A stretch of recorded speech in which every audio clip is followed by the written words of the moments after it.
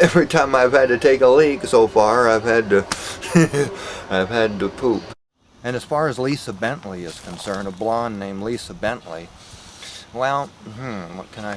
It was my, yeah, it was my fault in a way, because as I thought Tammy thought that I was a, God, I hate to knock myself down this way, but she thought I was a dumb or a dumb shit.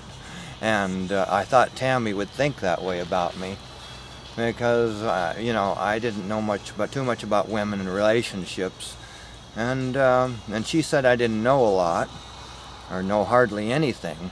That's what she told Cowboy, and I couldn't see doing a three-way with Cowboy and her.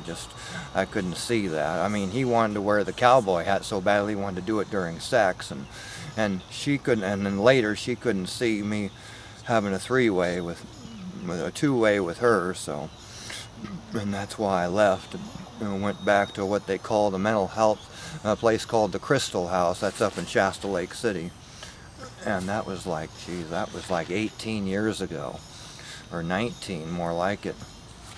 And that was after I got out of prison and jail, and I told Lisa, we talked about it. She's the one that came and asked me out for a date. That's strange for a woman to ask me out for a date, because I didn't think it would ever happen in my whole life, and it never did.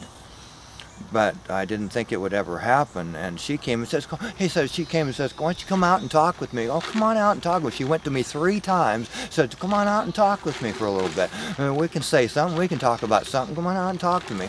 So I went out and talked to her, and I said, well, and we kind of looked around and whatever to see if there was anybody bothering us, and we got to talking about the horses and whatever that was in the other field, and I said, well, I don't really know what to talk about. She said, well, talk about anything. And I said, okay, do you like sex?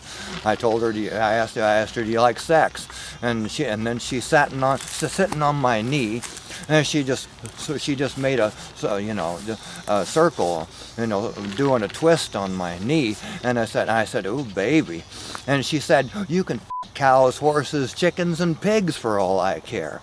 And then about 20 minutes later, and she sat next to a group of people, and she said, baby, all I want is your that's all I want for the rest of my life is your and I said, baby, you're mine for life. And Roger tapped on my shoulder and said that he tapped on my shoulder and said that he said, look at me, and he went like this, like that. He just looked at me just like that, and he said, don't have anything to do with her, he just kept shaking his head, just don't do it, don't have anything to do. If it ain't met, don't do it, because he remembered what we talked about before. And apparently after history class was over, she walked out, and she went to the bus, and that was the last time I saw Lisa. And then 3 days later at the mission, she showed up with her new boyfriend, I guess, redhead with freckles, and about 5'11", I'd say, with redhead and freckles, and she kind of laughed, and she didn't say this was her new boyfriend. She just kind of laughed, and she did say something, but I can't remember to this day what she said. And I remember she said that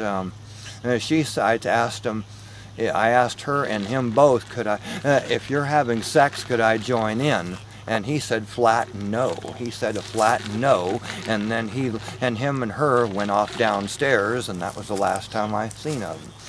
So the way I looked at it, I had a chance with Lisa Bentley, because that was the first woman that ever knocked on my door 3 times, and I guess you could say I blew it. So I sweat, I reek, and therefore I can't date women, because I sweat and I reek. And if I had my own apartment, I'd have to take 2 or 3 showers a day. I sweat, I reek, and therefore I can't date women.